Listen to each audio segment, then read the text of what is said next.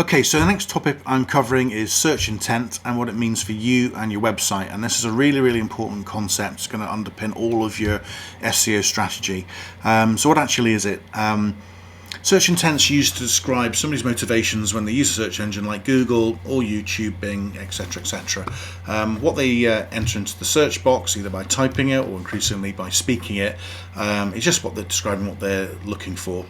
And here's some sort of examples of search intent where the reason for it is fairly obvious, I guess. So cheap holidays in Europe, emergency plumbing near me, how to fix a 2014 MacBook screen, best Italian pasta sauce recipe, how old is Ed Sheeran, I don't know, there's loads of them. I guess we've all used Google, we've all done these types of searches.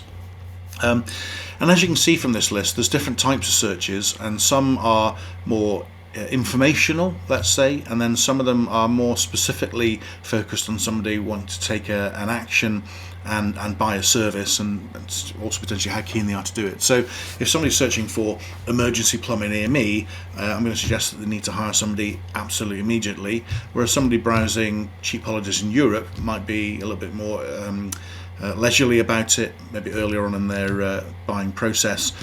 Somebody googling how old is Ed Sheeran or best pasta sauce recipe, there's not much buyer intent there, although what they're looking for is fairly clear.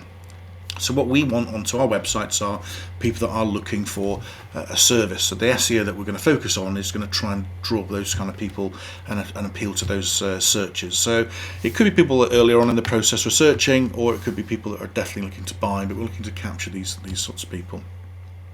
So here's an example, another photography one which I'm familiar with. It's just to start you thinking about the sort of search terms people use and what is the intent behind them. So think about these two terms, London photographer and London photography. And I would say that the search intent on those two terms is fairly different, fairly distinct. So I think if somebody's looking for a London photographer, they are looking for an individual, they're looking for a London-based photographer, somebody who works in London. I would say if somebody's searching for London photography, that they're much more likely to be looking for images of London. Maybe they're a tourist, maybe they're researching something. So if we were wanting to search this, SEO this term for buyer intent, I would focus significantly more on London photographer. It's a subtle difference, but it's something that's worth understanding, because Google's entire business model, its whole approach is on these nuances, and we need to tune ourselves into those to try and think of what's going to be best for our niche. And this whole purpose of search intent is Google's ultimate mission and purpose. It was started out over 20 years ago, as we know, with people just curating a list of good websites on the internet, and that's how it started to develop. Now obviously Google now uses very sophisticated algorithms and artificial intelligence. It uses hundreds of ranking factors to decide, but that principle of trying to understand somebody's search intent goes all the way through.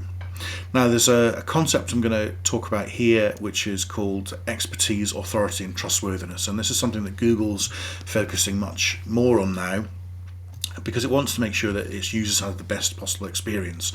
So it wants to show information that is expert, it is trusted, it does have authority, and what your role in your SEO is to demonstrate to Google that you are that expert, you're the authority, and you can be trusted. So if somebody's looking for an accountant in Edinburgh, or a makeup artist in London, or a drone pilot in Bristol, or a plumber in Leeds, or whatever, out of all the possible ranking results that Google could provide, it needs to choose your website to put to the top, to put in front of its users. So in some ways SEO is like really simple. We just need to be the best answer to the question of what people are searching for. We need to demonstrate our expertise, authority and trustworthiness, and we do that by ensuring that a website is technically right, there's good content on the page, there's backlinks pointing to it, and basically the user experience we offer is better than our competition. It is really that simple. However, SEO is not that easy. It might be simple as a concept, but actually delivering it is not as easy. And I guess if it was, it would be simple. Everyone would just add a keyword to the top of the page, or mess around with a few bits and bobs on the website, and then suddenly they'd be ranking at the top of Google. Now obviously there are hundreds of millions of different searches being done every single day, and